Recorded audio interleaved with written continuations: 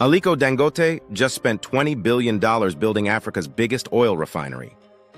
But instead of celebration, he's facing sabotage from Nigeria's own oil mafia and government insiders. Recently, his refinery was forced to halt fuel sales in the local currency. This is the story of how Nigeria's richest man is battling the country's most corrupt system. Why does Nigeria, Africa's top oil producer pumping 2 million barrels daily, still import 90% of its refined fuel? And why are powerful interests fighting Dangote's refinery at every turn? The answer will shock you, and it goes straight to the heart of one of Africa's biggest corruption scandals. Here's the absurd reality. Nigeria sits on some of the world's largest oil reserves, yet for decades, almost all refined fuel was imported. The country's 4 state-owned refineries, dead, sabotaged, deliberately kept broken. Why? Because corruption, sabotage, and what Dangote calls an oil cartel made billions from this broken system. Import fuel, collect government subsidies, charge premium prices. It was a gold mine for the corrupt few. Enter Dangote's refinery in 2023. This 650,000 barrel per day monster should have solved everything.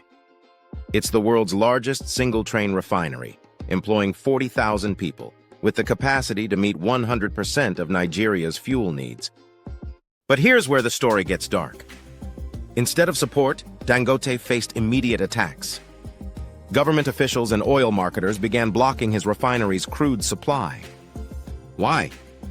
Because his success threatens their corruption empire. The evidence is mounting. In September 2025, Dangote revealed that over 60% of his crude oil still comes from imports despite Nigeria being an oil giant. The local supply? Blocked, delayed, or sold at inflated prices. Just this week, September 2025, the situation reached a breaking point. Dangote was forced to halt fuel sales in Nigeria's currency, the naira, because he couldn't get enough local crude supply. Think about that. Africa's biggest refinery can't get crude oil from its own country. Behind the scenes, a network of oil importers, government officials, and international oil companies have been fighting Dangote through legal battles, lobbying, and what he calls repeated acts of sabotage. These aren't just business disputes. This is economic warfare. The attacks on Dangote aren't just financial, they're physical. Just last week, Dangote publicly stated his refinery has faced repeated acts of sabotage, forcing a complete reorganization of the labor force. But the real sabotage is systematic. International oil companies who've operated in Nigeria for decades are accused of deliberately restricting crude supply to the refinery. Some have even quoted prices $4.5 higher per barrel than international markets. Here's the bigger picture. Nigeria spends over $10 billion annually on fuel subsidies, money that largely goes to importers and their government allies. Dangote's refinery threatens this entire system. If Nigeria could refine its own oil, the subsidy scam collapses. The timeline is telling. In 2023, the refinery opened and immediate supply problems began.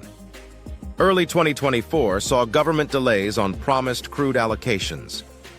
By mid-2024, IOCs started charging premium prices for crude. In 2025, physical sabotage incidents were reported. September 2025 brought the forced halt of naira sales due to supply issues. This isn't coincidence. It's coordinated economic warfare. This isn't just about one businessman's profits. Nigeria's oil corruption has kept 200 million people poor despite sitting on massive wealth. The country imports $15 billion worth of fuel annually, money that could build schools, hospitals, and infrastructure. Dangote's refinery employs 40,000 people directly and could create 500,000 indirect jobs. It could save Nigeria $10 billion in annual imports and end the fuel scarcity that plagues the country. But the oil mafia would rather maintain their corrupt system. This isn't unique to Nigeria. Across Africa, resource-rich countries remain poor because extraction benefits foreign companies and local elites, not ordinary citizens. Ghana, Angola, Equatorial Guinea, the pattern repeats. What makes Dangote different?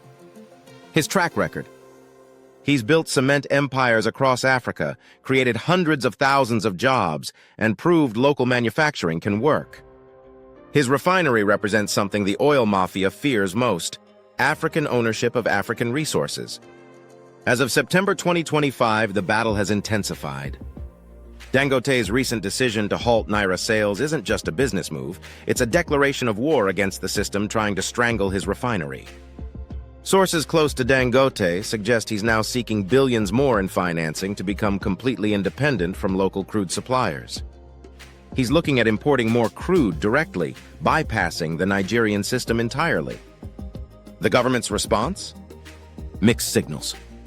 Publicly, they support the refinery.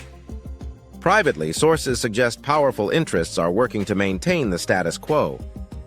The Nigerian National Petroleum Corporation, which controls crude allocation, has been accused of deliberately limiting supplies. International observers are watching closely.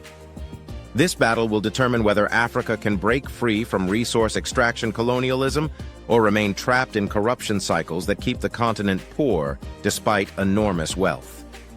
The stakes couldn't be higher. If Dangote succeeds, it could transform Nigeria's economy.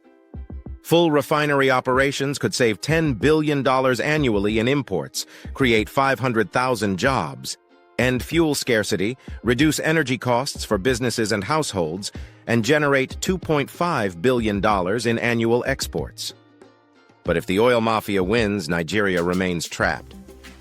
The message to other African entrepreneurs would be clear: don't challenge the system or face destruction.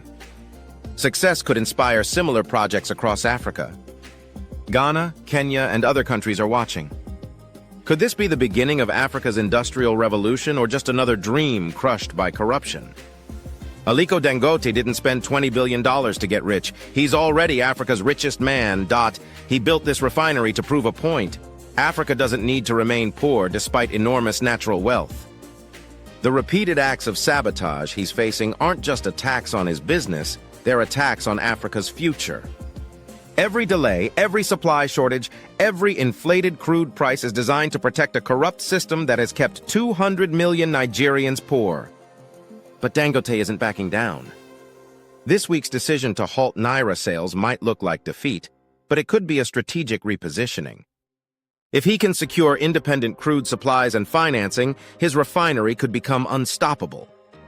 The question isn't whether Dangote will survive, it's whether Nigeria's oil mafia can maintain their stranglehold on the country's future.